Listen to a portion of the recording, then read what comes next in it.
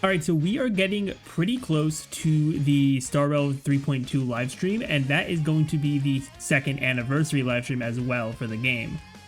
So today I want to do a video just talking about my overall predictions for the anniversary, as well as some things I really hope are going to happen, whether it be they confirm it during the second anniversary livestream or these things can be confirmed soon afterwards, because as I'm sure a lot of us know, there are a lot of things that people are not happy about with Honkai Star Rail, so I do also want to give my thoughts here, because anniversary times for games, they usually do have a bunch of cool stuff, as well as some interesting new things that they're going to be adding into the game, even just beyond that anniversary update. So starting out here with the rewards, because we usually do get some better rewards than usual for anniversaries. Now we also do have to remember Hoyoverse's track record when it comes to anniversaries as well, which while the Star Rail anniversary for last year wasn't like bad or anything, it also wasn't like super crazy in comparison to some other gacha games I've played. So for what I think we're going to get for rewards, I think it's pretty safe to say we're going to get at least 20 free pulls, which 10 of them are going to be from the usual Gift of Odyssey login, and we'll likely get the second 10 pulls as a single time login 1600 Stellar Jade pack, as they typically do the extra pulls with Stellar Jades. But if they want to give us the golden passes, that's fine as well. But at least from usual other times they've done it, they've given it to us as the pack of Stellar Jades, which is just like you log in once and you get the 1600 Jades, which is pretty nice. Now I wouldn't complain if they gave us some more pulls as well for the anniversary, but we'll have to see what they do. I feel like 20 pulls is probably the most we've seen from Star Rail for just like a kind of login kind of thing. So I'm not expecting them to do more, but if they do, that'd be cool. Now, with that, single logins of Stellar Jades, they usually do also give at least one other resource with it. And I think this could be some combination of fuel, a variable dice, or a wishful resin, which these are probably the three biggest things for Star Rail to give out. Fuel obviously is always nice, and they have done 10 fuel with the Stellar Jade login before.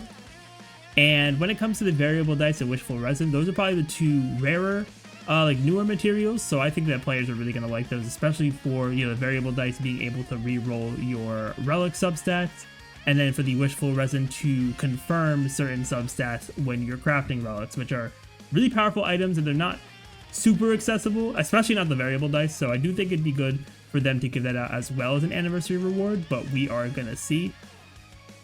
Then the last main reward I expect is going to be some type of character selector. More than likely it's going to be a 4-star character selector, because not only did we get a 4-star selector, I believe we got one for the first anniversary, but actually we still currently have a 5-star standard character selector available.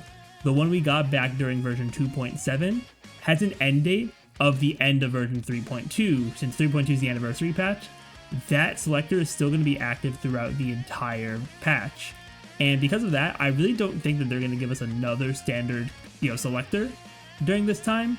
And considering Hoyo's track record when it comes to character selectors and those kinds of rewards, I'm very doubtful of us getting any kind of limited 5-star selector. I'm sure some people may have copium for that, but if we're being realistic and based on what they did last year as well, because last year for the first anniversary we didn't even get a standard 5-star selector, so I doubt they're going to do anything super crazy. I think they'll probably do a 4-star selector, hopefully with some good options. I believe Pella was available in one of the more recent ones. Hopefully they'll have one with Gallagher and some of the other really good 4-stars, like Gallagher, Mose. If they put Pella on again, that's cool. Yeah, I think if they do some of the really good 4-stars on it, that would be good, or just every 4-star and players can pick whoever they want, since we don't have the most amount of 4-stars in the game. So I think it'd be a good thing for them to do that as well. But yeah, those are the three main rewards I expect for the game for the anniversary. Just the 20 pulls, some extra resources as well, and then a 4-star selector. But hey, if I'm wrong on the selector thing, it's not that big of a deal, honestly, because I'm sure plenty of players have a good amount of the 4-stars, and if you've been playing for a while, you probably have several 4-stars at S6 or at E6 already.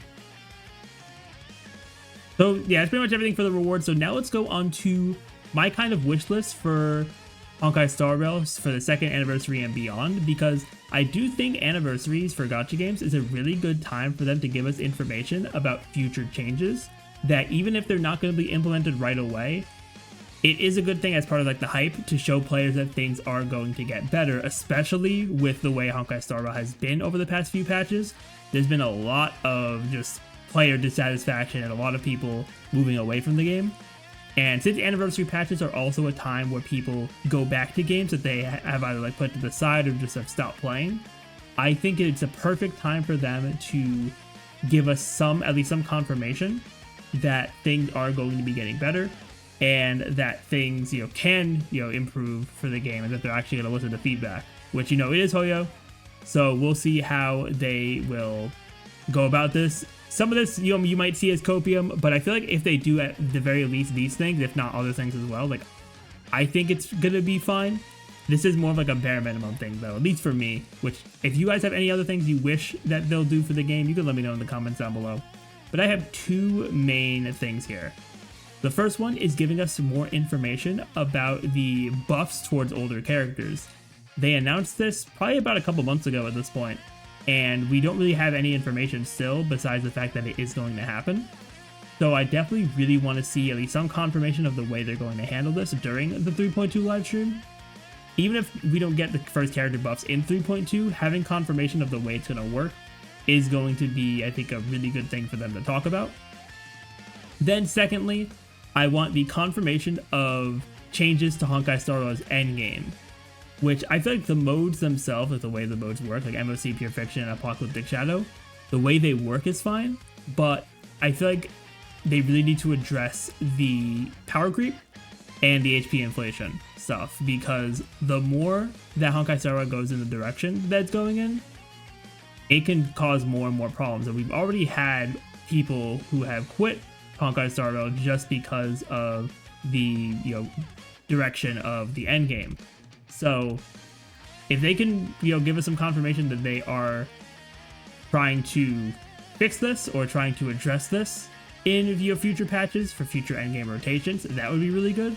But I also do want to see them create a new permanent endgame mode, because a complaint I've seen from several people, which honestly I can kind of agree with, is that once you are a endgame player and you've done the endgame rotation already, there really isn't too much for you to do, and there's no really permanent endgame that you can really just test the limits of your account and just play kind of endlessly. There is Simulated Universe and Divergent Universe, but I feel like for a lot of people that just really isn't enough. It's not as much of a challenging thing for players. So I do think having some kind of optional endgame that can challenge players more and also isn't just permanent that you can do anytime, I think would be a very good thing for the game. But of course, that one is probably the more copium one of the couple things I have here, but we'll see what Hoyo ends up doing. Regardless, hopefully they will do good this anniversary, because if this anniversary is lackluster,